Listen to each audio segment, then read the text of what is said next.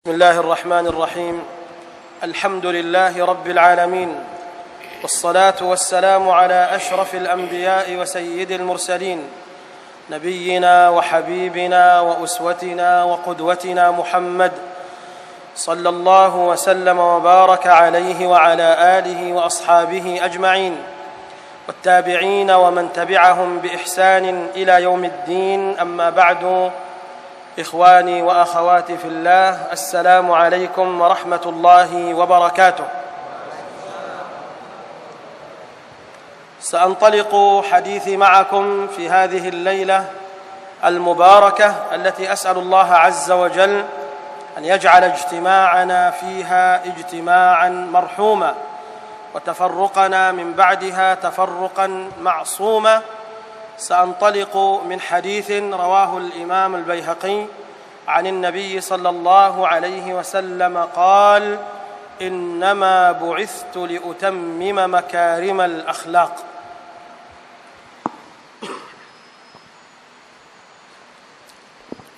السلام عليكم ورحمة الله وبركاته. Setelah alhamdulillah wassalatu wassalam ala rasulillah wa ala alihi wa sahbihi wa man walah, beliau menjelaskan bahwa mudah-mudahan pertemuan kita di malam hari ini pertemuan yang diberkahi Allah subhanahu wa ta'ala, dan juga mudah-mudahan perkumpulan kita di malam hari ini perkumpulan yang dirahmati Allah subhanahu wa ta'ala. Dan setelah itu insyaallah kita berpisah dengan mendapatkan bimbingan dari Allah subhanahu wa ta'ala. Kemudian beliau menjelaskan bahwa beliau akan memulai ceramahnya ini dengan hadis Rasulullah sallallahu alaihi wa ala alihi wa sahbihi wasallam yang berbunyi, sungguhnya aku diutus oleh Allah subhanahu wa ta'ala untuk menyempurnakan akhlak manusia. وكأن مكارم الأخلاق بناء شيده الأنبياء صلوات ربي وسلامه عليهم، ثم جاء نبينا الكريم عليه الصلاة والسلام فأتم هذا البناء وأتم هذا الصرح العظيم ألا وهو الأخلاق. Seakan-akan yang namanya al-akhlaq suatu bangunan yang telah dibangun oleh para nabi alaihimussalam. Kemudian datanglah nabi kita Muhammad sallallahu alaihi wa ala alihi wasallam yang menyempurnakan bangunan tersebut. فببعثته صلى الله عليه وسلم تمت مكارم الأخلاق كما تم كذلك الدين، كما قال الله عز وجل: اليوم أكملت لكم دينكم وأتممت عليكم نعمتي ورضيت لكم الإسلام دينا. فببعثته صلى الله عليه وسلم تم الدين وتمت مكارم الأخلاق. Jadi hadirin yang dirahmati Allah, dengan diutusnya Rasulullah sallallahu alaihi wa ala alihi wa sahbihi wasallam, sempurnalah akhlak-akhlak yang mulia. Sebagaimana kesempurnaan agama itu terjadi setelah diutusnya Rasulullah sallallahu alaihi wa ala alihi wa sahbihi wasallam. Dan ini sebagaimana yang dijelaskan Allah subhanahu wa ta'ala dalam Al-Quran Al-Karim, bahwa pada hari ini telah aku sempurnakan untuk kalian nikmatku, dan aku ridha kepada kalian untuk dijadikan agama al-Islam adalah agama kalian. فالنعمة برسول الله صلى الله عليه وسلم نعمة عظيمة، لذلك هو عليه الصلاة والسلام أعظم نعمة بعثها الله تبارك وتعالى إلينا، فصلوات ربي وسلامه عليه. Jadi Rasulullah sallallahu alaihi wa ala alihi wa sahbihi wasallam, beliau adalah, bisa kita katakan, nikmat yang diberikan Allah subhanahu wa ta'ala untuk kita semua. nikmat yang besar yang diberikan Allah Subhanahu wa taala untuk kita semua adalah diutusnya Rasulullah sallallahu alaihi wa ala alihi wa sahbihi wasallam menjadi rasul.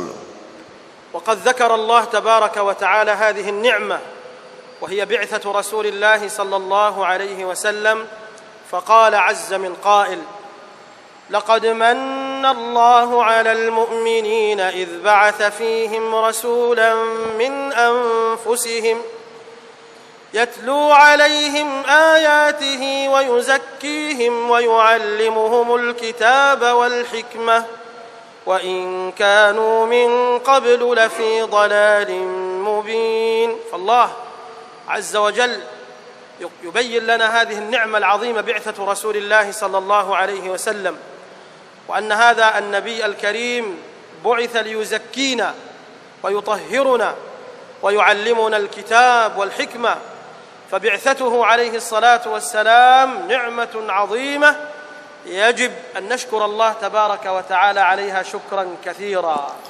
Dan nikmat ini hadirin yang dirahmati Allah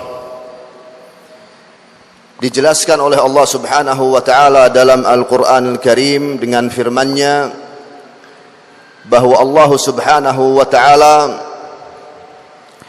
telah memberikan kemuliaan atau kenikmatan kepada hamba-hambanya yang beriman dengan diutusnya seorang rasul dari kalangan mereka sendiri yang dimana kewajibannya adalah membacakan kepada mereka ayat-ayat Allah Subhanahu wa taala, firman-firman Allah Subhanahu wa taala, serta mensucikan jiwa mereka dan sebelumnya mereka di dalam kesesatan yang nyata. Dan di sini beliau sedikit mensyarahkan, sedikit menjelaskan makna dari firman Allah Subhanahu wa taala ini hadirin yang dirahmati Allah, bahwa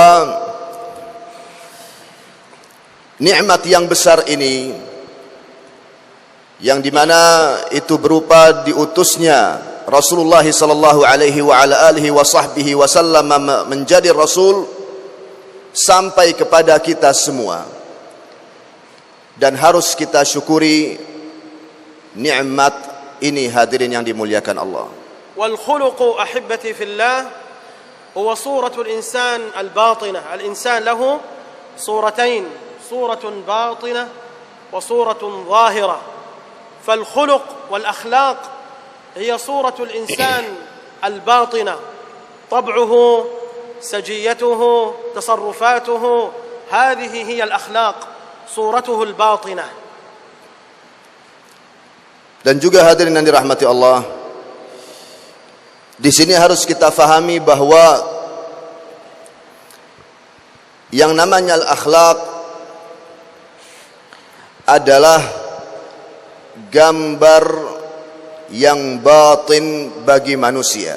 Jadi dikatakan bahwa manusia memiliki dua gambar atau dua penampilan. Penampilan yang zahir dan juga penampilan yang batin. Sementara yang namanya al-akhlaq, betul secara zahir, ini penjelasan dari saya tambahan, betul secara zahir bisa dikatakan itu adalah penampilan yang zahir dari gerak-gerik manusia, tingkah laku manusia, akan tapi itu menunjukkan apa yang ada di batinnya, surah atau gambar yang ada di batinnya. Amma suratuhu adh-dhahirah fahiya al-khalq, shakluhu, launuhu, tuluhu, hadhihi hiya as-surah adh-dhahirah وهي الخلقة والصورة التي صوره الله تبارك وتعالى عليها. Dan penampilan atau gambar yang zahir untuk manusia itu dengan jelas bisa kita fahami dari rupanya dan juga tinggi tubuhnya, warna kulitnya, intinya sesuai dengan apa yang Allah Subhanahu wa taala ciptakan. ولهذا كان من دعاء رسول الله صلى الله عليه وسلم كما روى الإمام مسلم: واهدني لأحسن الأخلاق لا يهدي لأحسنها إلا أنت واصرف عني سيئها لا يصرف عني سيئها إلا أنت. Oleh karena itu, An-Nabi sallallahu alaihi wa ala alihi wa sahbihi wasallam sendiri berdoa, hadirin yang dirahmati Allah, untuk mendapatkan akhlak yang mulia ini, sebagaimana yang diriwayatkan oleh Imam Muslim rahimahullahu taala di dalam sahihnya dari doa Rasulullah sallallahu alaihi wa ala alihi wa sahbihi wasallam, bahwa beliau meminta petunjuk dari Allah Subhanahu wa taala agar beliau memiliki akhlak yang mulia. Karena di sini beliau juga menjelaskan di dalam doanya bahwa yang namanya akhlak yang mulia itu tidak datang kecuali dari Allah Subhanahu wa taala. Kemudian Rasulullah sallallahu alaihi wa ala alihi wa sahbihi wasallam berlindung kepada Allah Subhanahu wa taala dari akhlak yang buruk, karena tidak ada yang bisa menjauhkan dari kehidupan seseorang akhlak yang buruk kecuali Allah Subhanahu wa taala. Wa yusafu al-mar' bi annahu hasanu adh-dhahiri wal batin idza kana hasanu al-khuluq wa hasanu al-khilqah. 'Inda dhalika yusaf hadha al-insan bi annahu hasanu adh-dhahir wa hasanu al-batin. Nas'alullah an nakuna minhum. Dan hadirin yang dirahmati Allah, amin. Hadirin yang dirahmati Allah, dikatakan bahwa seseorang tidak memiliki penampilan yang baik dengan dua bagiannya, yang zahir dan juga yang batin, kecuali jikalau secara zahir dari penampilan yang Allah Subhanahu wa taala ciptakan itu baik, dan tentunya pastinya yang Allah Subhanahu wa taala ciptakan dari penampilan yang zahir untuk manusia itu baik. Kemudian dia juga ada kewajiban untuk memperbaiki penampilan atau gambar yang berkaitan dengan batinnya, yaitu akhlaknya. Sekarang penampilan zahirnya sudah baik, tinggal penampilan batinnya dari segi akhlak harus ia perbaiki. Jikalau halnya seperti itu, maka dikatakan dia adalah manusia yang baik. Wal khuluq ahibbati fillah hiya sifat mawjuda fi dakhil al-insan, sifatun wa fitrah mawjuda fi dakhil al-insan tasduru anha al-af'al bisuhulatin wa yusr.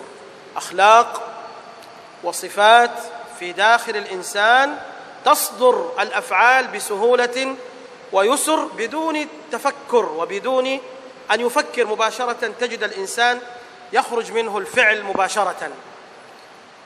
Hadirin yang dimuliakan Allah, juga harus kita fahami bahwa yang namanya al-khuluq atau al-akhlaq adalah sifat-sifat yang ada dalam kehidupan manusia atau batin manusia. Sifat-sifat yang ada dalam batin manusia, yang dimana lewat sifat-sifat tersebut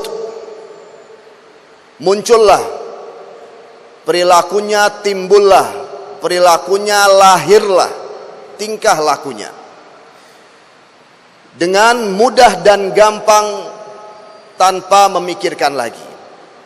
Dalam arti bisa kita ketahui, ini tambahan juga, dalam arti bisa kita ketahui, jikalau sifat-sifat itu baik, maka akan timbul, akan lahir perilaku dan tingkah laku yang baik.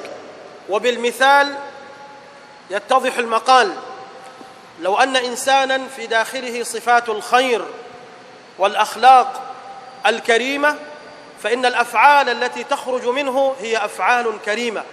إذا جاءه ضيف مباشرة يبدأ يفكر في إكرام هذا الضيف والترحيب به مباشرة بدون تفكير، لأن هذا هو باطنه. وأما من كانت أخلاقه سيئة وكان بخيلا فإنه مباشرة يفكر كيف يهرب من هذا الضيف، كيف يعتذر لهذا الضيف، كيف لا يخسر ماله من أجل هذا الضيف. Jadi hadirin yang dirahmati Allah, dikatakan bahwa dengan contoh atau dengan perumpamaan kita bisa lebih memahami penjelasan. Apabila seorang manusia dalam batinnya memiliki sifat kemuliaan, sifat kebaikan, maka dikatakan secara otomatis dia itu pasti akan memuliakan tamunya.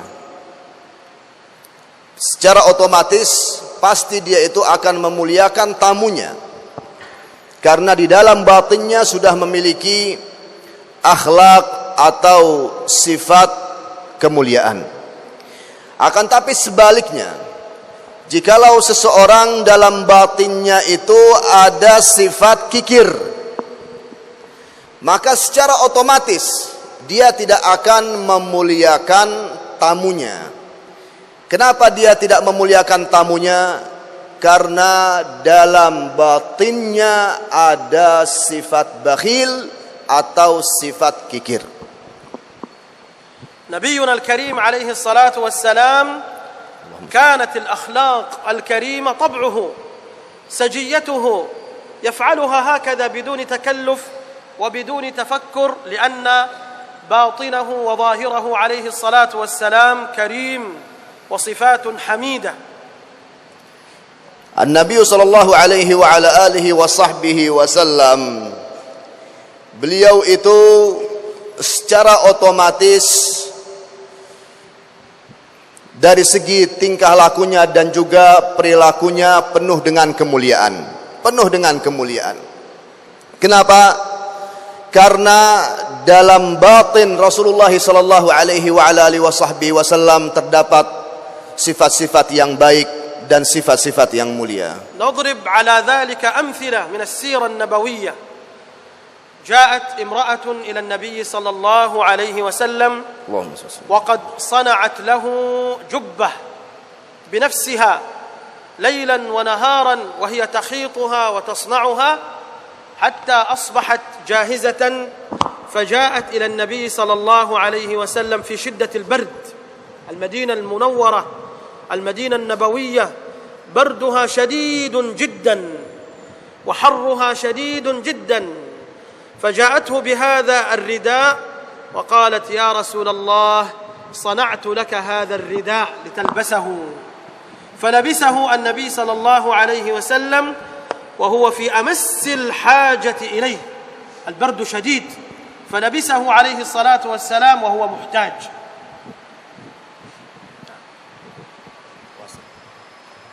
فجاءه رجل من الصحابة وقال يا رسول الله أعطني هذا الرداء، فمباشرة دخل رسول الله صلى الله عليه وسلم إلى بيته ونزع الرداء ولبس آخر ثم أعطاه لهذا الرجل وهو في أمس الحاجة إليه.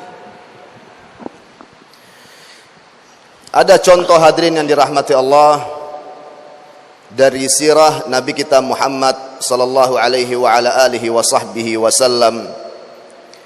Contoh dari akhlak beliau yang mulia, akhlak beliau yang karimah, yang dimana dikatakan bahwa ada seorang wanita yang datang kepada Rasulullah sallallahu alaihi wa ala alihi wa sahbihi wasallam sambil membawa jubbah.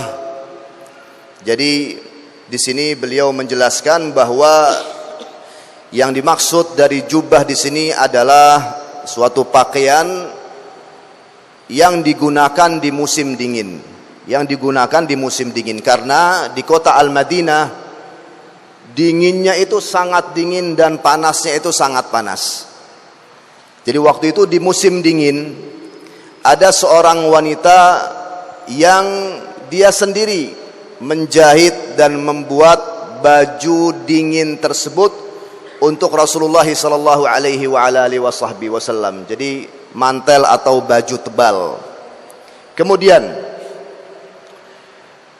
wanita itu datang dan memberikan pakaian tersebut kepada Rasulullah sallallahu alaihi wasallam. Dan si wanita itu berkata bahwa pakaian ini aku sendiri yang menjahitnya, yang membuatnya dengan tanganku untukmu wahai Rasulullah. Dan Rasulullah sallallahu alaihi wasallam beliau sangat membutuhkan pakaian tersebut karena kita jelaskan di musim dingin. Dan beliau membutuhkan pakaian tersebut. Beliau gunakan pakaian itu, beliau pakai pakaian itu satu kali. Kemudian tiba-tiba ada salah satu sahabat yang berkata, wahai Rasulullah, berikanlah kepadaku pakaian itu. Sementara Rasulullah kita katakan membutuhkannya. Akan tapi Rasulullah langsung masuk ke rumahnya, melepaskan pakaian itu dan memakai pakaian yang lain. Kemudian pakaian tersebut, baju dingin itu, mantel atau jubah itu diberikan kepada sahabat tersebut yang meminta. Wa Khalilur Rahman Ibrahim alaihi salam عندما جاءه باقي دقيقتين أذان. تفضل آخر مقطع. وخليل الرحمن إبراهيم عليه السلام عندما جاءه الضيوف الملائكة جبريل وإسرافيل وميكائيل عليهم الصلاة والسلام وهم على هيئة البشر مباشرة أحضر لهم عجلا حنيذ، عجل وقد طبخ على الأحجار وهو طعام اسمه الحنيذ مباشرة بدون أن يشاور، بدون أن يفكر، لأن هذه الأفعال سجية وطبع يخرج مباشرة بدون تفكر وبدون تردد. Dan Khalilur Rahman, yakni ini julukan untuk Nabi Ibrahim alaihissalam. Dijelaskan dan ini termasuk dari kisah-kisah yang tertulis dalam Al-Quran, bahwa beliau ketika kedatangan tamu, dan tamu-tamunya itu adalah malaikat-malaikat Allah subhanahu wa ta'ala, Jibril, Mikail dan Israfil alaihissalam, akan tapi mereka datang kepada Nabi Ibrahim berupa manusia. Mereka datang sebagai tamu Nabi Ibrahim, dan langsung Nabi Ibrahim memasak daging anak sapi, ijl. Ijl itu anak sapi.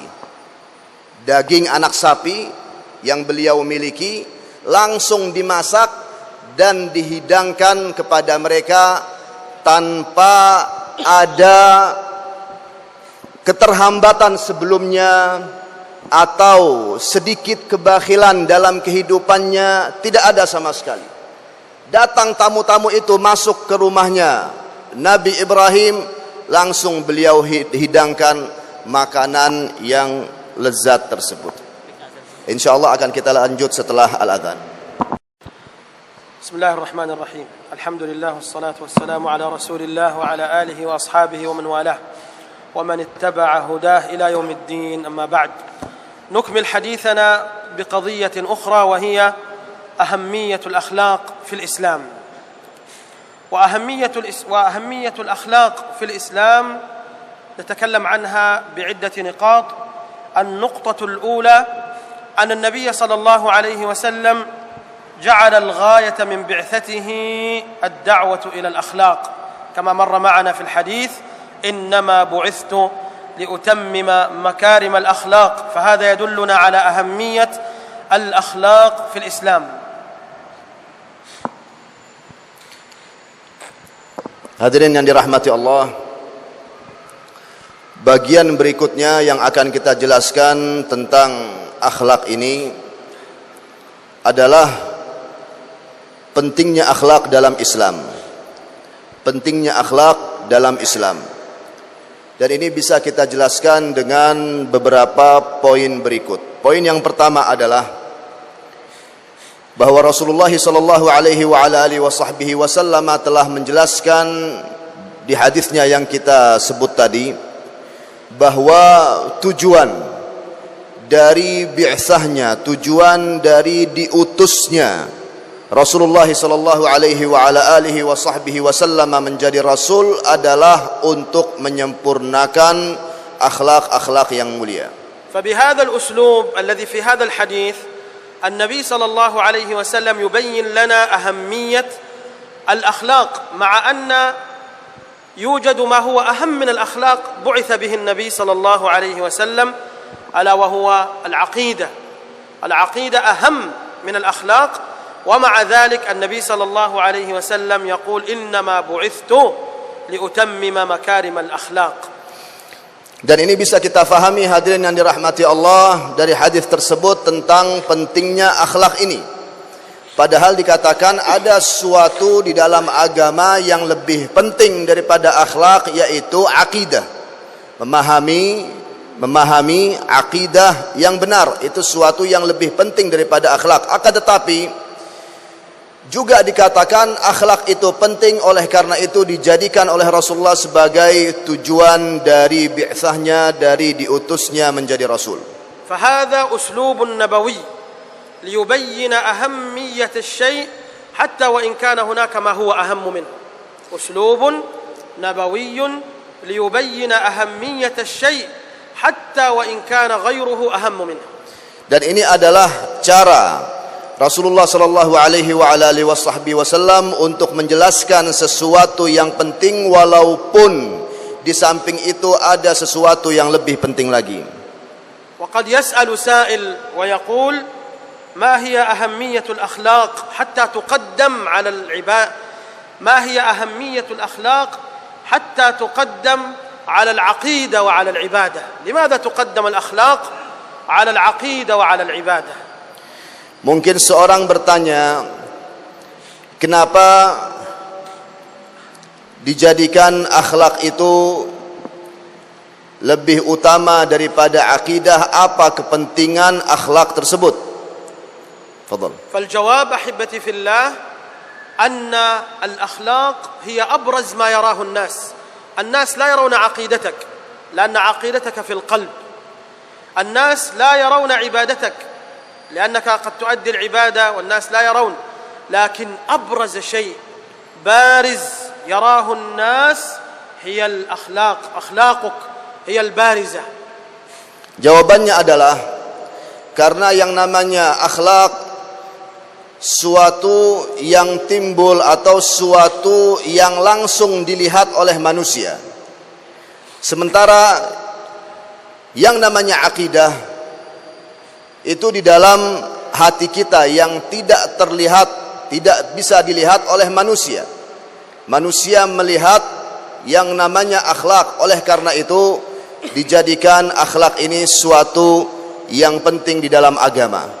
فالناس سيقيمون دينك بطريق أخلاقك، فإذا كانت أخلاقك جيدة وطيبة سيقولون دينك طيب وجيد، وإذا كانت أخلاقك سيئة سيقولون دينك سيء.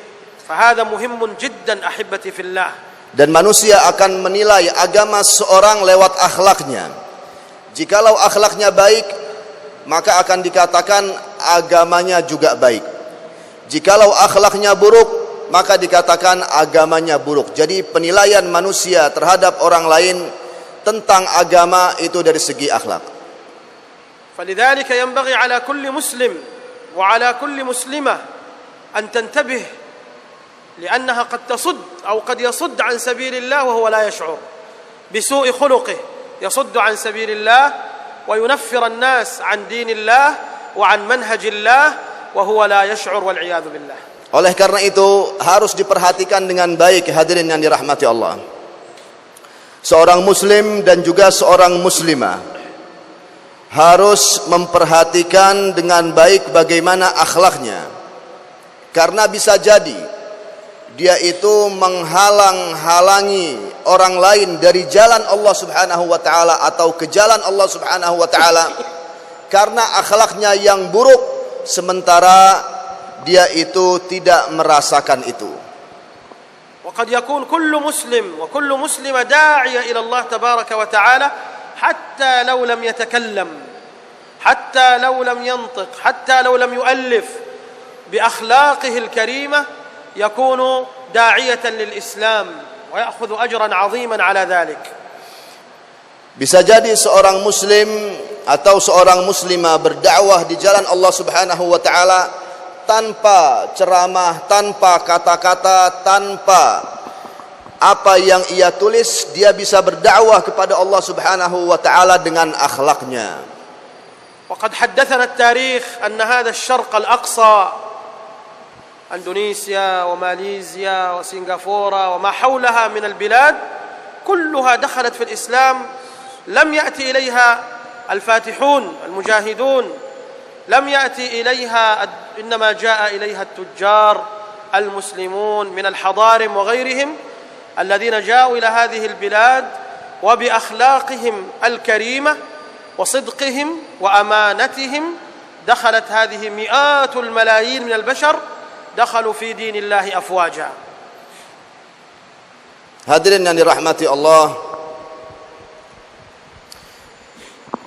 dari segi sejarah bisa kita buktikan bagaimana masuknya Islam ke Indonesia ini atau Malaysia dan juga Singapura, yang dimana agama Islam masuk ke negeri tersebut dengan akhlak yang mulia. Datang beberapa orang dari kota Hadramaut, dari negeri Yaman dan juga dari negeri yang lain, yang dimana mereka itu tujar, mereka itu bisnismen, mereka itu pedagang. Akan tapi di samping itu mereka berdakwah di jalan Allah Subhanahu wa taala dengan akhlak mereka yang mulia, dengan kejujuran mereka dan juga penuh dengan amanat. Oleh karena itu alhamdulillah tersebarlah agama Islam di negeri-negeri yang kita jelaskan tadi, di antaranya negeri kita yang tercinta ini.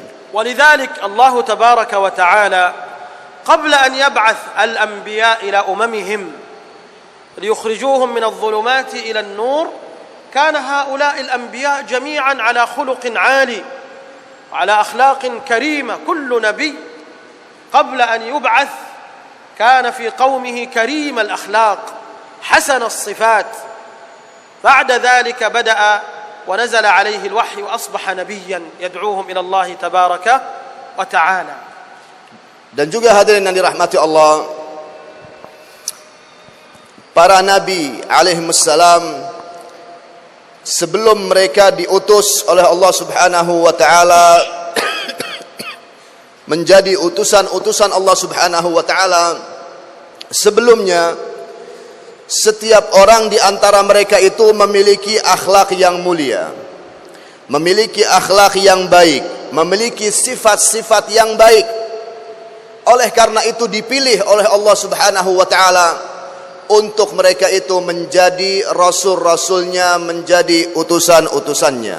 Hadza nabiyyuna al-karim alaihi salatu wassalam قبل أن يبعث وعمره 40 سنة كان يدعى بالصادق الأمين، بل إن المشركين كانوا يضعون الأمانات عند رسول الله صلى الله عليه وسلم. كل من عنده شيئا ثمين يخاف عليه كان يضعه عند الصادق الأمين عليه الصلاة والسلام.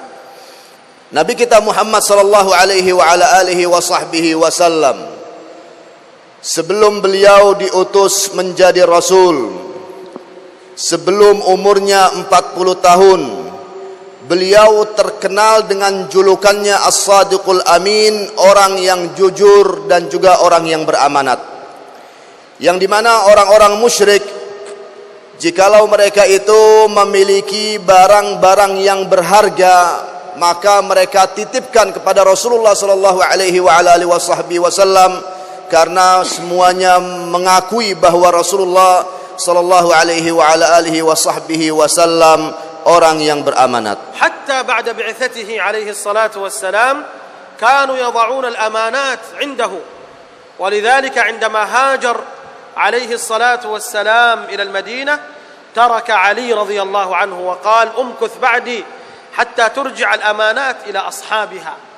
لم يقل هذه أموال المشركين، أخذها معي حلال علي، بل ترك ابن عمه علي رضي الله عنه لكي يرجع هذه الأمانات إلى أهلها. Hadirin yang dirahmati Allah, dan juga setelah beliau diutus menjadi Rasul, setelah Rasulullah sallallahu alaihi wa alihi wasallam diutus menjadi Rasul, orang-orang musyrik mereka juga masih menitipkan barang-barang mereka yang berharga kepada Rasulullah sallallahu alaihi wa alihi wasallam.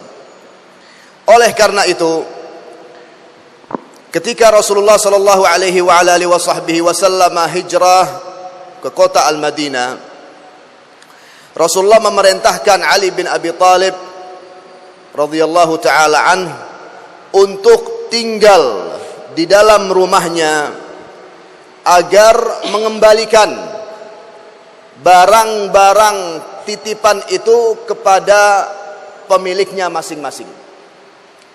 Rasulullah sallallahu alaihi wa alihi wasallam tidak mengambil barang-barang yang berharga tersebut yang dikatakan itu adalah harta orang-orang musyrikin, ini adalah halal untukku, tidak.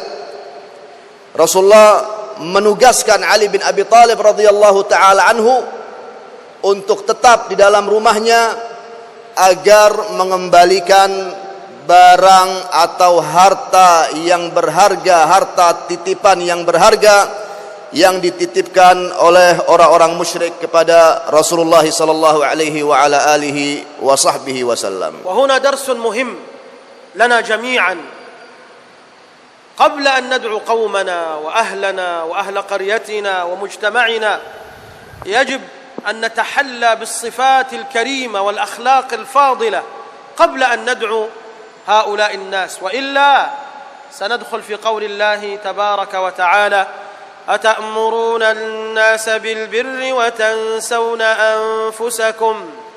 فيجب أن نتحلى بالأخلاق الكريمة العظيمة قبل أن نشرع في دعوة الناس إلى منهج الله تبارك وتعالى. Dan di sini ada pelajaran yang penting, hadirin yang dirahmati Allah. Apa pelajaran yang penting itu? Sebelum kita berdakwah di jalan Allah Subhanahu wa taala untuk keluarga kita dan juga kaum kerabat kita dan manusia yang lain, hendaklah kita menghiasi diri dengan akhlak yang mulia, menghiasi diri dengan akhlak yang mulia. Jikalau tidak, maka dikhawatirkan termasuk dalam makna firman Allah Subhanahu wa taala, apakah kalian memerintahkan orang lain untuk melaksanakan kebaikan sementara kalian melupakan diri kalian sendiri? وأعظم خلق أحبتي في الله يجب أن نتصف به كما اتصف به الأنبياء عليهم الصلاة والسلام، خلق الرحمة والشفقة. يجب أن يشعر المجتمع بشفقتنا، يجب أن يشعر المجتمع برحمتنا، وأننا نريد لهم الخير، وأننا نتمنى لهم السعادة. هذا أمر مهم جدا. Hadirin yang dirahmati Allah, akhlak yang paling mulia, akhlak yang paling mulia yang hendaklah kita terapkan dalam kehidupan kita. Dan akhlak yang satu ini telah diterapkan oleh para nabi alaihimussalam, yaitu sifat rahmat dan syafaqah dalam arti sifat kasih sayang, yang dimana kita harus benar-benar berkasih sayang terhadap mujtama' kita, terhadap lingkungan kita. Hendaklah kita benar-benar menginginkan kepada mereka atau menginginkan untuk mereka segala kebaikan dan juga kebahagiaan dunia akhirat. Ini adalah sifat atau akhlak kasih sayang yang harus kita terapkan dalam kehidupan kita. Kana al-anbiya alaihimus salatu wassalam yahrisuna fi at-ta'amul ma'a aqwamihim 'ala ar-rahmah wash-shafaqah رغم إيذاء أقوامهم لهم. هم يؤذونهم وهؤلاء الأنبياء عليهم الصلاة والسلام يتعاملون معهم بالرفق والشفقة والرحمة والإحسان. Para nabi alaihimussalam mereka bersifat yang demikian. Mereka benar-benar peduli terhadap sifat yang satu ini, yaitu kasih sayang mereka kepada kaumnya masing-masing. Walaupun dikatakan sebagaimana yang kita fahami dari sejarah, dan ini tambahan dari saya pribadi, bahwa beberapa kaum mereka benar-benar mengganggu dan menyakiti nabi mereka, akan tetapi yang namanya nabi selalu bersifat rahim, selalu bersifat kasih sayang terhadap kaumnya atau terhadap umatnya. An Abdullah bin Mas'ud radhiyallahu anhu قال كأني أنظر إلى رسول الله صلى الله عليه وسلم يحكي نبيا من الأنبياء ضربه قومه فأدموه وهو يمسح الدم عن وجهه ويقول رب اغفر لقومي فإنهم لا يعلمون. النبي صلى الله عليه وسلم يحكي للصحابة عن نبي من الأنبياء ضربه قومه حتى أسالوا الدم وهو يمسح الدم ويقول رب اغفر لقومي فإنهم لا يعلمون. Dari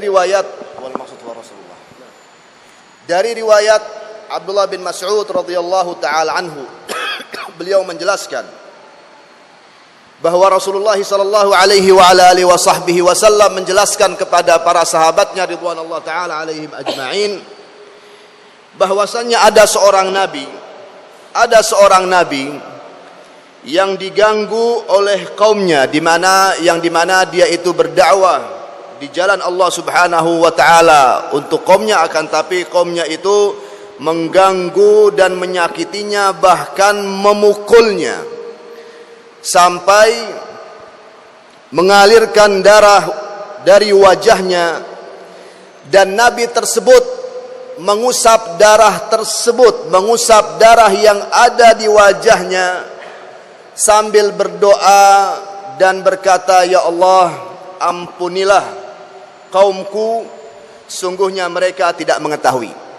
Rasulullah menjelaskan itu kepada para sahabatnya dengan lafadznya, dengan kata-katanya. Ada seorang nabi yang diganggu oleh kaumnya, yang dipukul oleh kaumnya sampai akhir riwayat tersebut. Dan yang dimaksud di sini adalah beliau sallallahu alaihi wa alihi wasallam. يقول الإمام النووي رحمه الله فيه يعني في هذا الحديث فيه ما كان عليه الأنبياء من التصبر والحلم والشفقة، بل يبحثون العذر لقومهم، عذر فإنهم لا يعلمون، يبحثون لهم عن عذر. وكذلك حدث لنبينا صلى الله عليه وسلم في غزوة أحد عندما شق أو يعني المشركون أدموا رأسه عليه الصلاة والسلام، فكان يمسح الدم ويقول اللهم اغفر لقومي فإنهم لا يعلمون. Al-Imam An-Nawawi rahimahullahu ta'ala, beliau menjelaskan tentang hadis tersebut atau tentang riwayat tersebut, bahwa di sini ada petunjuk yang namanya seorang nabi atau seorang dai, dia itu harus benar-benar memiliki sifat sabar, bijaksana, kasih sayang, dan juga mencari uzur untuk kaumnya. Kenapa mereka melaksanakan hal yang demikian? Sebabnya apa? Harus diketahui sebabnya, harus diketahui uzurnya. Rasulullah sallallahu alaihi wa ala alihi wasallam, beliau tekankan lagi dalam ghazwa Uhud, dipukul oleh kaumnya sendiri sampai darahnya mengalir dari wajahnya sallallahu alaihi wa ala alihi wasallam, dan sambil mengusap darah wajahnya beliau juga berdoa, Allahumma ighfir liqaumi fa innahum la ya'lamun, ya Allah, ampunilah kaumku, sungguhnya mereka tidak mengetahui. Bal indama darabuhu fi at-Taif wa arsalu al-majanin was-sufaha wal-atfal yadribunahu bil hijarah وجاء ملك الموت وجاءه ملك الجبال وقال إن شئت يا محمد أن نطبق عليهم الأخشبين ونقضي عليهم ونقتلهم، فقال لا، لعله أن يخرج من أصلابهم من يوحد الله تبارك وتعالى. انظروا الرحمة العظيمة التي في قلوب الأنبياء عليهم الصلاة والسلام. Dan juga hadirin yang dirahmati Allah, dalam kejadian Taif ketika Rasulullah sallallahu alaihi wasallam berdakwah di suatu tempat yang namanya Taif, yang di mana An-Nabi sallallahu alaihi wasallam dilempari batu, ditimpuk oleh beberapa anak-anak kecil dan juga orang-orang gila. Begitu juga as-sufaha, dalam arti orang-orang yang akalnya kurang. Mereka semua mengejar Rasulullah dan mereka menimpuk Rasulullah sallallahu alaihi wasallam dengan batu. Kemudian datanglah malaikat penjaga gunung, yang dimana mereka itu berkata kepada Rasulullah sallallahu alaihi wasallam, jikalau kamu suka wahai Muhammad, aku akan memukul mereka semua dengan dua gunung yang ada di sekitar mereka. Akan tetapi Rasulullah sallallahu alaihi wasallam menjawab, tidak, jangan. Aku berharap mudah-mudahan akan keluar dari tulang sulbi mereka orang-orang yang bersyahadat alla ilaha illallah wa anna muhammadar rasulullah. ونحن إذا أغضبنا إنسان غضبا يسيرا أو تكلم علينا كلاما قليلا قد لا ننام الليل، نتقلب في الفراش من شدة الغضب على هذا الإنسان لقلة صبرنا وقلة رحمتنا وقلة شفقتنا. Hadirin yang dirahmati Allah, akan tapi jikalau kita kembalikan kepada kehidupan kita, nasallallahu salamata wal afiyah, apabila ada seseorang yang membuat kita itu marah, maka bisa jadi kita ini malamnya itu tidak bisa tidur. Bolak-balik di atas tempat tidur, gelisah tidak bisa tidur, karena ada satu orang yang membuat kita marah. Kenapa? Karena kesabaran yang kita miliki kurang. Jaa rajul ila al-Imam Ibrahim ibn Adham, Yahudi, rajul Yahudi. Jaa ila al-Imam Ibrahim ibn Adham wa qala lahu ya Ibrahim, lihyatuka afdal am dhanabul kalb? Lihyatuka ahsan am dhanabul kalb? Yaskhar wa yastahzi bil Imam Ibrahim ibn Adham. Ada seorang Yahudi yang datang kepada Ibrahim ibnu Adham, mengejek Ibrahim ibnu Adham. Si Yahudi itu berkata kepada Ibrahim ibnu Adham, wahai Ibrahim, mana yang lebih afdal, mana yang lebih baik? Jenggotmu apa buntut anjing? Lam yaghdab wa yaqul lahu ma hadha al-kalam aw yasubbahu aw yashtumahu, وإنما أجابه بالحكمة. قال لو دخلت الجنة لحيتي هذه، لو دخلت الجنة فهي خير من ذنب الكلب، وإن دخلت النار فذنب الكلب خير منها. Ibrahim ibnu Adham tidak marah, dan juga beliau tidak mengejek kembali, tidak mencaci maki si Yahudi tersebut. Akan tapi beliau menjawab, jikalau jenggotku ini masuk ke dalam surga, maka jenggotku lebih afdal, lebih baik daripada buntut anjing. Akan tapi jikalau jenggotku ini masuk ke dalam neraka, maka buntut anjing yang lebih afdal daripada jenggotku. هذا الجواب أثر في اليهودي.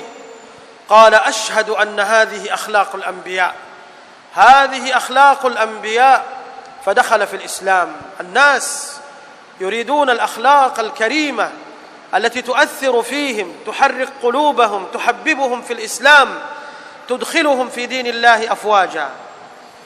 Dan si Yahudi itu langsung berkata, inilah akhlaknya para nabi, inilah akhlaknya para nabi. Dan si Yahudi itu langsung masuk ke dalam agama Islam. Jadi manusia ini sangat membutuhkan yang namanya akhlak yang mulia, hadirin yang dirahmati Allah. ونعود إلى نموذج آخر من الشفقة وهي قصة إبراهيم عليه الصلاة والسلام مع الملائكة الذين أرسلوا لإهلاك قوم لوط. إبراهيم عليه السلام من رحمته وشفقته بقوم لوط يجادل هؤلاء الملائكة الكرام. Dikatakan bahwa juga termasuk dari kisah tentang kasih sayang seorang dai atau seorang nabi kepada kaumnya atau kepada manusia yang menginginkan kebaikan. Ada salah satu kisah juga, yaitu yang berkaitan dengan Nabi Ibrahim alaihissalam bersama malaikat-malaikat Allah Subhanahu wa taala yang diutus untuk membinasakan kaum Nabi Lut. Yang diutus untuk membinasakan kaum Nabi Lut. Di sini bisa kita katakan ada sedikit perdebatan antara Nabi Ibrahim dan malaikat Allah tersebut. Fadhal. إبراهيم عليه السلام يجادل عن من؟ يجادل عن قوم لوط الذين مع شركهم بالله تبارك وتعالى كانوا يأتون الفاحشة الكبرى والفاحشة العظمى، ومع ذلك الخليل الرحيم إبراهيم عليه السلام يجادل، لا يريد العذاب أن ينزل عليهم لعلهم يهتدون لعلهم يسلمون، يجادل هؤلاء الملائكة الكرام. Jadi hadirin yang dirahmati Allah, di sini Nabi Ibrahim alaihissalam pada saat itu membela kaum Lut, yang dimana kaum Nabi Lut di samping mereka itu musyrikin, terkenal dengan syiriknya, dan juga terkenal dengan liwatnya, yaitu perbuatan yang sangat keji dan mungkar. Akan tetapi Nabi Ibrahim alaihissalam masih berharap untuk mereka itu menerima agama Allah Subhanahu wa taala, untuk mereka itu masuk ke dalam agama Islam, dan beliau tidak menginginkan untuk azab Allah Subhanahu wa taala turun kepada mereka. Oleh karena itu, pada saat itu beliau, yaitu Nabi Ibrahim, membela kaum Lut di hadapan malaikat-malaikat Allah Subhanahu wa taala yang diutus. Allah Azza wa Jalla yusawwir lana hadhihi asy-syafaqa wa hadhihi ar-rahmah allati fi qalbi Ibrahim, yusawwiruha lana fi surati Hud. Fayaqulu Allah Azza wa Jalla falamma dhahaba an Ibrahim ar-raw'u wa ja'athu al-bushra وجاءته البشرى يجادلنا في قوم لوط إن إبراهيم لحليم أواه منيب يا إبراهيم أعرض عن هذا إنه قد جاء أمر ربك وإنهم آتيهم عذاب غير مردود. ذهب عن إبراهيم الروع لأنه كان خائف في البداية من الملائكة، ذهب عنه الروع وجاءته البشرى بابنه إسحاق وحفيده يعقوب. بعد ذلك يجادل الملائكة في قوم لوط حتى لا ينزل عليهم عذاب الله تبارك وتعالى. إن إبراهيم لحليم، عنده صفة الحلم، أواه يعني عنده تأوه وتوجع، منيب يعود إلى الله تبارك وتعالى وينيب إلى الله تبارك وتعالى. Hadirin yang dirahmati Allah, di sini Allah Subhanahu wa taala menggambarkan dan menjelaskan sifat tersebut atau apa yang terjadi dalam kehidupan Nabi Ibrahim alaihissalam ketika beliau membela kaum Lut di hadapan malaikat-malaikat Allah Subhanahu wa taala yang diutus. Allah Subhanahu wa taala menjelaskan dalam surah Hud, sungguhnya setelah rasa takut dicabut dari hati Ibrahim. Sebelumnya beliau merasa khawatir, sebelumnya beliau merasa takut. Kemudian datanglah kabar gembira untuk Nabi Ibrahim alaihissalam, dan kabar gembira ini yaitu bahwa beliau akan memiliki keturunan, akan mendapatkan keturunan, anaknya yang bernama Ishak, kemudian dengan keturunannya Yakub dan lain sebagainya, yang dimana semua itu akan dijadikan para rasul dan juga para nabi. Ini kabar gembira untuk Nabi Ibrahim alaihissalam. Setelah itu Allah Subhanahu wa taala menjelaskan tentang sifat Nabi Ibrahim ini, yang dimana beliau itu sempat membela kaum Lut alaihissalam. Betul, Nabi Ibrahim telah memiliki sifat yang halim, sifat yang bijaksana. Begitu juga beliau munib, beliau selalu kembali kepada Allah Subhanahu wa taala, berkasih sayang juga kepada umatnya dan juga kepada umat atau kepada kaum nabi yang lain. Itu juga dengan maknanya, dengan tafsirnya. Akan tapi di sini Allah Subhanahu wa taala menjelaskan kepada Ibrahim alaihissalam, hendaklah kamu berpaling dari itu, dalam arti sudah ketetapan Allah Subhanahu wa taala, sudah ditetapkan oleh Allah Subhanahu wa taala bahwa Allah Subhanahu wa taala akan menurunkan azabnya kepada kaum Lut. Amma syafaqatu nabiyyina al-karim alaihi salatu wassalam bi ummatihi, akhir maqta. شفقة النبي صلى الله عليه وسلم بأمته شفقة عظيمة، حتى أنه في يوم القيامة والناس مشغولون بأنفسهم، حتى الأنبياء الكرام عليهم الصلاة والسلام كل نبي يقول نفسي نفسي، مشغول وخائف في ذلك اليوم، إلا المصطفى صلى الله عليه وسلم فإنه يقول أمتي أمتي أمتي أمتي، همه وفكره أمته عليه الصلاة والسلام فقط، ليس نفسه عليه الصلاة والسلام. Begitu juga tentang Nabi kita Muhammad sallallahu alaihi wa ala alihi wasallam yang memiliki sifat kasih sayang yang luar biasa, hadirin yang dirahmati Allah. Sebagaimana yang kita ketahui semua dari riwayat-riwayat yang sahih bahwa di hari kiamat nanti, dan hari kiamat adalah hari yang amat sangat dahsyat, masing-masing memikirkan masa depannya, bagaimana, apa yang akan menantinya, dalam arti ini tambahan dari saya, apa yang akan menantinya, surga Allah Subhanahu wa taala atau neraka Allah Subhanahu wa taala. Sampai-sampai diriwayatkan karena kedahsyatan hari tersebut, setiap nabi berkata, nafsi, nafsi, nafsi, nafsi, diriku, diriku, diriku, diriku. Kecuali Rasulullah sallallahu alaihi wa ala alihi wa sahbihi wasallam. Di hari kiamat nanti beliau akan berkata, ummati, ummati, ummati, ummati. Dalam arti, ya Allah, tolonglah umatku, tolonglah umatku. Jadi beliau masih peduli, beliau sangat berkasih sayang kepada umatnya di hari kiamat nanti, di hari yang amat sangat dahsyat.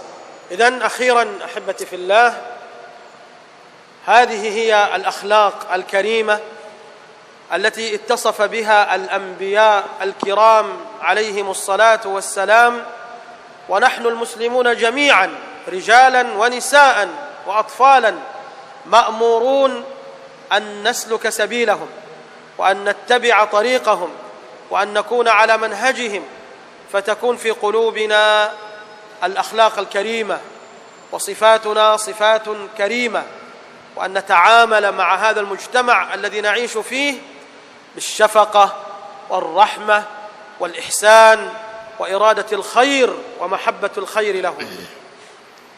Terakhir hadirin yang dirahmati Allah, inilah penjelasan singkat dari akhlak para nabi yang mulia,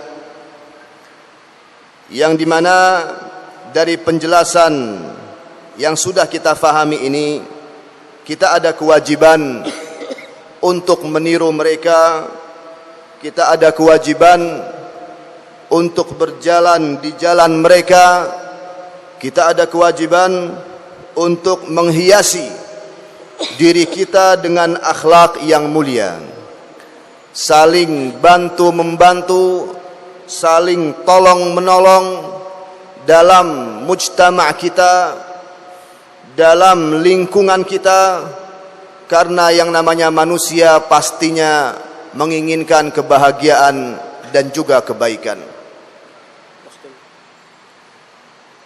Wallahu ta'ala a'lam.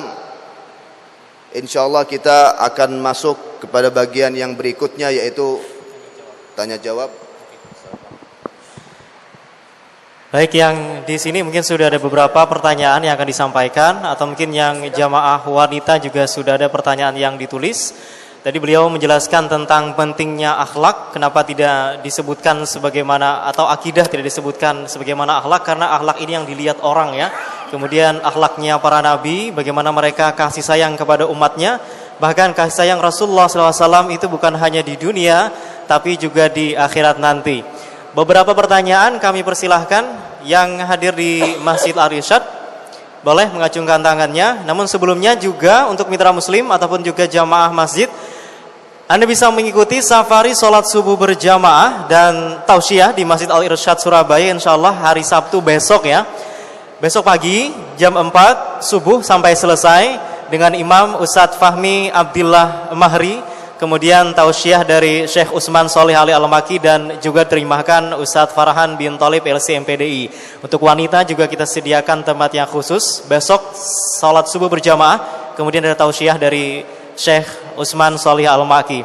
Berikutnya juga untuk salat Idul Adha 1436 Hijriah insyaallah dilaksanakan pada tanggal 10 Dzulhijjah hari Kamis 24 September ya, di lapangan Masjid Yayasan Perguruan Al-Irsyad Surabaya. Mitra muslim mungkin yang di rumah ingin mengikuti sholat Idul Adha di Masjid Al-Irsyad hari Kamis 24 September di lapangan Masjid Yayasan Perguruan Al-Irsyad Surabaya mulai pukul 5.45 waktu Indonesia Barat. 5.45 yang berindak sebagai khotib Ustadz Isa Soleh Kudeh SPDI dan Imam Ustadz Umar Jamal Al-Amudi. Kita persilahkan untuk pertanyaan di... Oke, baik. Silahkan Bapak.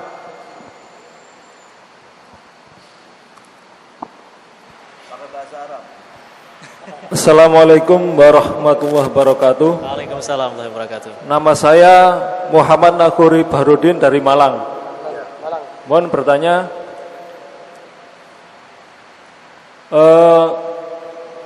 gimana toleransi Rasulullah SAW terhadap agama lain seperti di Indonesia ini banyak agama.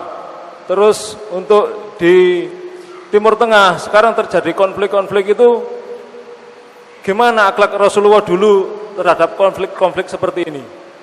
Oke, baik. Wassalamualaikum warahmatullahi wabarakatuh. Waalaikumsalam warahmatullahi wabarakatuh. Satu lagi, silakan Bapak. Mikrofonnya mungkin bisa dibagi atau Bapaknya bisa maju ke depan. Dua pertanyaan. Terima kasih. Assalamualaikum warahmatullahi wabarakatuh. Waalaikumsalam. Saya Bapak Sugeng dari Setro Surabaya sini. Terkait dengan toleransi juga Bapak. Saat ini untuk umat Islam yang minoritas, kita saat ini mungkin diusir dari kampung halaman ya. Mungkin seperti contoh di Ronghia yang terakhir di Tolikara. Posisi kita saat itu kita diserang dan diusir dari kampung halaman. Sedangkan di dalam Al-Quran kita harus memerangi mereka jika kita diusir dari kampung halaman, dan wajib kita menyerang balik dan tidak boleh mundur. Nah, bagaimana akhlak kita sesuai dengan tuntunan Rasulullah menyikapi ini. Terima kasih. Baik, terima kasih Bapak Assalamualaikum dari warahmatullahi wabarakatuh. Setro. Waalaikumsalam warahmatullahi wabarakatuh. 2 penanya, 3 pertanyaan. Silakan Ustaz Farhan. Taib. Sebenarnya tadi itu pertanyaannya dengan bahasa Arab. Tapi alhamdulillah nggak ada orang Arab yang nanya. Kalau nanya pakai bahasa Arab, kalau jamaah nanya nggak pakai terjemahin ya. As-su'al awal ya Syekh. Yaqulu as-sa'il كيف أسلوب النبي صلى الله عليه وعلى آله وصحبه وسلم بالنسبة إلى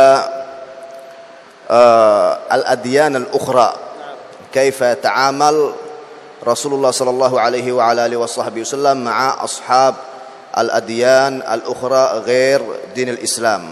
والشق الثاني من السؤال هو يسأل بالنسبة الواقع الآن في الشرق الأوسط من الصراع وغير ذلك كيف يكون يعني علاقته بأسلوب دعوة النبي صلى الله عليه وعلى آله وصحبه وسلم.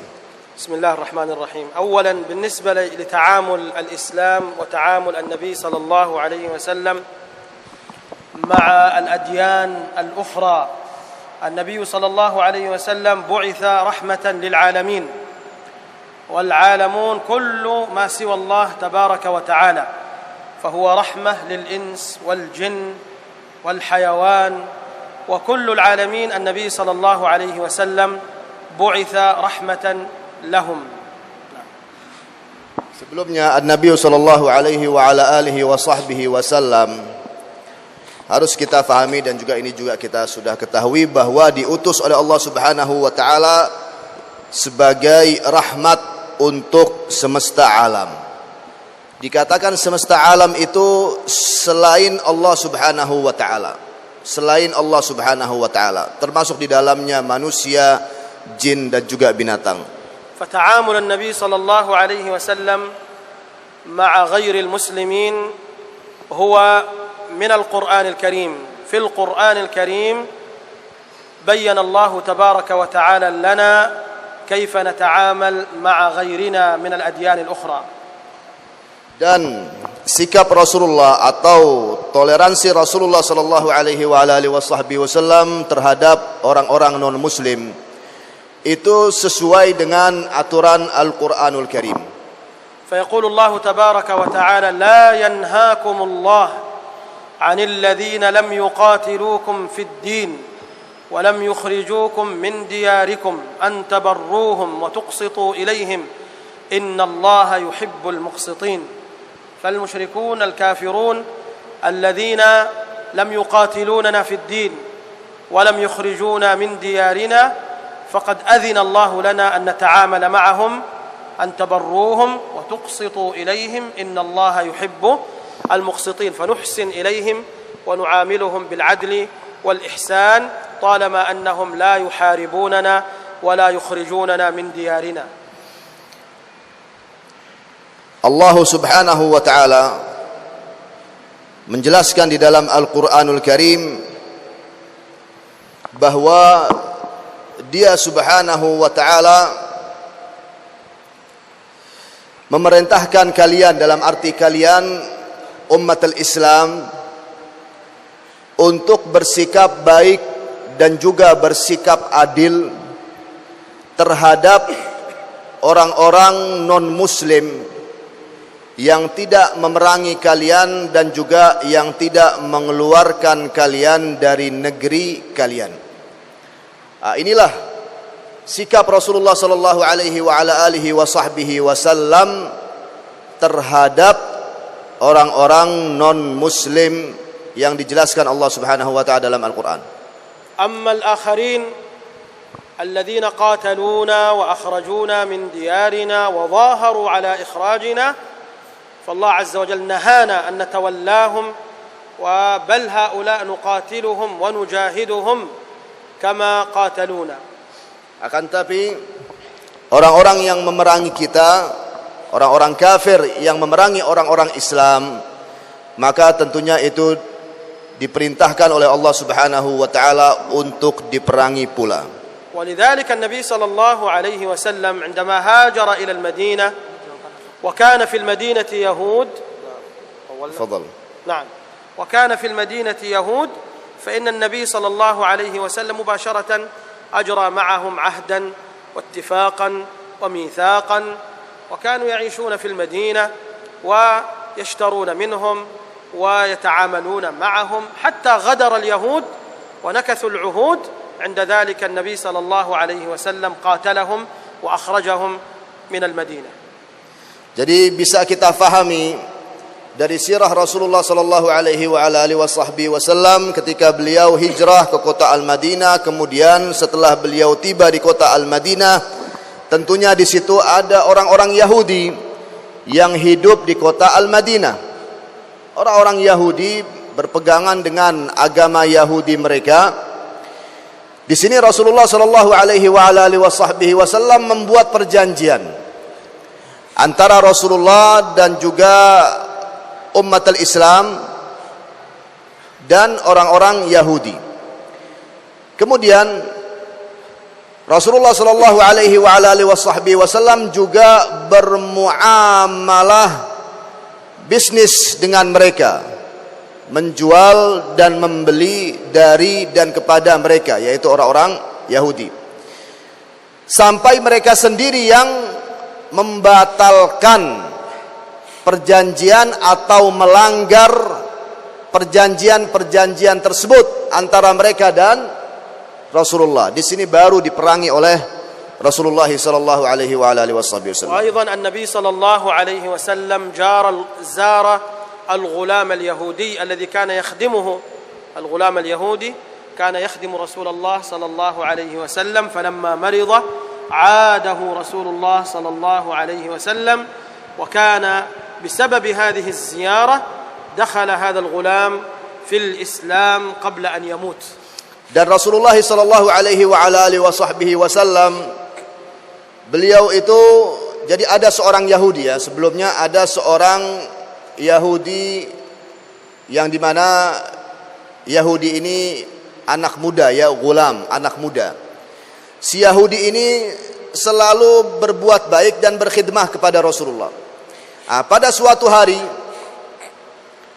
pemuda Yahudi ini sakit, kemudian dijenguk oleh Rasulullah sallallahu alaihi wasallam. Karena Rasulullah sallallahu alaihi wasallam menjenguknya dan ini akhlak yang mulia, masuklah si pemuda Yahudi itu ke dalam agama al-Islam. فمن البر بهم والإحسان إليهم هؤلاء الكفار، من البر بهم والإحسان إليهم دعوتهم للإسلام. Dan juga termasuk dari pemahaman toleransi yang harus kita fahami, toleransi kepada agama lain atau kepada non muslim, yang dimana Allah subhanahu wa ta'ala sudah menjelaskan jikalau mereka itu orang-orang yang non muslim itu tidak memerangi kita, maka kita ada kewajiban untuk berbuat adil dan berbuat baik, dan sebaik-baik perbuatan, sebaik-baik perilaku terhadap mereka adalah mengajak mereka untuk masuk ke dalam agama al-Islam. بالنسبة لما يحدث في العالم الإسلامي، بالنسبة لما يحدث في العالم، فهذا كله سببه بعد المسلمين عن دينهم. هذا هو السبب الذي جعل الأعداء يتحكمون في المسلمين ويوقعون الفتن في بلاد المسلمين، والحل هو العودة إلى دين الله والتمسك بكتاب الله وسنة رسول الله صلى الله عليه وسلم. Singkatnya, bagian yang kedua dari pertanyaan yang pertama, yaitu tentang apa yang terjadi di Timur Tengah ya.